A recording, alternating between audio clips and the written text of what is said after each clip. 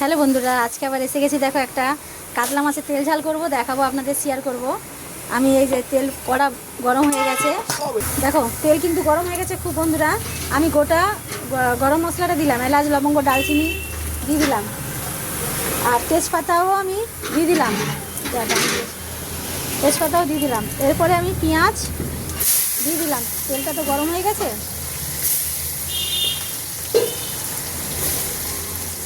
তেল ঝাল করবো ওই জন্য আমি তেলটা বেশি দিয়েছি বন্ধুরা, বুঝেছেন।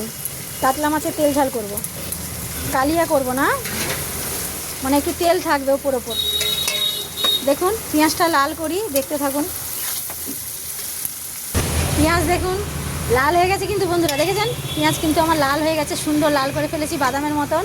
এবার আমি আদা রসুনের পেস্ট দেবো, যেহেতু আমি তেল ঝাল করব।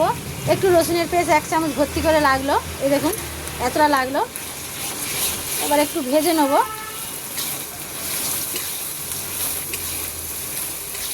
একটু ভাজা রসুনটা তো একটু ভেজে নিতে হয়, নাহলে না রসুনের একটা স্মেল থাকে। আমার এই তেল ঝালে কিন্তু কাতলা মাছে সবাই নাম করে। এবার আপনাদের কেমন করেন কি করেন আমি জানি না, তাও এই দেখুন। এবার কিন্তু তেল ঝালের মধ্যে গুঁড়ো লঙ্কা, এতে কিন্তু কাঁচা লঙ্কা দেবো না, গুঁড়ো লঙ্কা দেখুন মিনিমাম 1 চামচ দিলাম। সব তো আমার আঝালা হয়, লাল লঙ্কা ছাড়া। তেল ঝাল কালিয়া এগুলো আমি গুঁড়ো লঙ্কা ব্যবহার করি। আর এই হলুদটাও আমি 1 চামচ দিয়ে দিলাম, কেন তেল ঝালে একটু ঝাল আর তেল এই দুটো জরুরি। ঝালটা মানে হবে কিনা জানি না, এই লঙ্কাটা তো এমনি ভালো হয়, তাও দিয়ে দিলাম। আচ্ছা, আমি লবণ পরিমাণে দেখুন লবণ 1 চামচ দিয়ে দিলাম। একটু টমেটো কুচানো আছে দিয়ে দিলাম।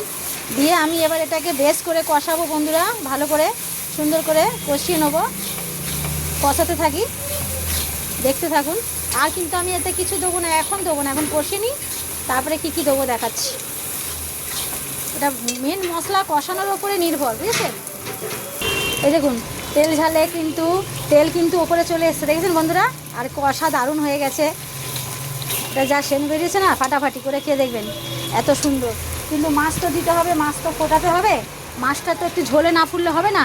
আমি পরিমাণ মতন জল দিলাম, এইটুকু জল দিলে আর একটু দাও।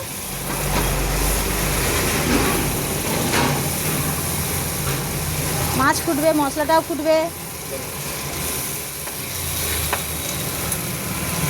পরিমাণ মতন দিয়ে দিলাম। দেখেছেন আমার কিন্তু এইটা থাকবে, আর তেল কিন্তু ভাসবে, দেখেছেন তেল ভাসবে, কিন্তু তেল আমার যাবে না, আমি তেল দেবো না, তেল ওপর ওপরই থাকবে অল্প অল্প, যেহেতু তেল ঝাল একটু থাকবে। আর এটা একটু ঘন হবে, কিছুক্ষণ ফুটাতে হবে। সেনটা ফাটাফাটি বেরিয়েছে। এবার না হালকা আমি অল্প চিনি ব্যবহার করব, এই দেখেন এইটুকুন আমি চিনি ব্যবহার করলাম। আর মাছগুলো আমি ছাড়বো,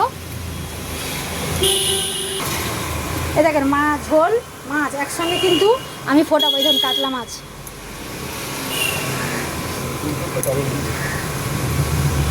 কাতলা মাছটা ফোটালে না বন্ধুরা বড় বড় হয়। কাতলা মাছ তো এমনি মানে রুই মাছ ফোলে না, কিন্তু কাতলা মাছ ফোলে। এই দেখুন আমার বেশি কাস্টমার নেই, আমি ওই জন্য কম ছাড়লাম। আপনারা যে কজন থাকেন সে কজন মাছ অনুযায়ী করতে পারেন। এটা আমার কাতলা মাছ আর এই মাছ একসঙ্গে করে নিলাম তেল ঝালটা, ওই জন্য 8 পিস কাতলা মাছ আজকে ছেড়ে দিলাম। দেখি আপনাদের আশীর্বাদ, এমনি আমার দোকান বন্ধ হয়ে গেল কদিন। এই দেখেন, দেখেছেন এটা ঘড়ি দেখে এবার হয়তো আমি 10 মিনিট ফোটাবো। গ্যাস কিন্তু বেশি জোরে নেই, অল্প, কিন্তু এটা 10 মিনিট আমার ফুটবে। দিলে আবার দেখাচ্ছি, দেখতে থাকুন, ফুটুক একটু। এই দেখুন বন্ধুরা আমার কিন্তু ঝোল ফুটে গেছে, রেডি। এই দেখেন কাতলা মাছের তেল ঝাল, খাবেন তো সবাই চলে আসুন আজকে। কিন্তু দেখেছেন তেল ঝাল কিন্তু গায়ে মাখা থাকবে, দেখেছেন একটু পেঁয়াজ টমেটো গায়ে মাখা থাকবে। এবার আমি একটু দেবো ধনে পাতা উপর থেকে, ধনে পাতাটা স্মেল ভালো লাগে, ধনে পাতা সব জিনিসেই ভালো লাগে। আমি গোটা গরম মশলা দিয়েছি, তেল ঝাল তো একটু দিতে হয়, কিন্তু তাও আমি এক ফোঁটা অল্প একটু আমি গুঁড়ো মশলা, গোটা গুঁড়ো মশলাটা বেটে এই দেখুন অল্প কিন্তু দেবো। দিয়ে আমার কিন্তু গ্যাস অফ করি নিয়ে, আবার তো রান্না আছে আমার। এই দেখুন আমার কিন্তু রেডি, বুঝেছেন কাতলা মাছের তেল ঝাল। হ্যালো বন্ধুরা, করে খেয়ে দেখবেন, আর সঙ্গে থাকবেন, কাছে থাকবেন, এই বলে শেষ করে দিলাম। সবাইকে টাটা, সবাই ভালো থাকেন, সুস্থ থাকেন, সঙ্গে থাকেন। আমার তেল ঝাল রেডি, দেখেছেন? দেখেন খুব সুন্দর, দারুণ খেতে, সত্যিকারই দারুণ খেতে।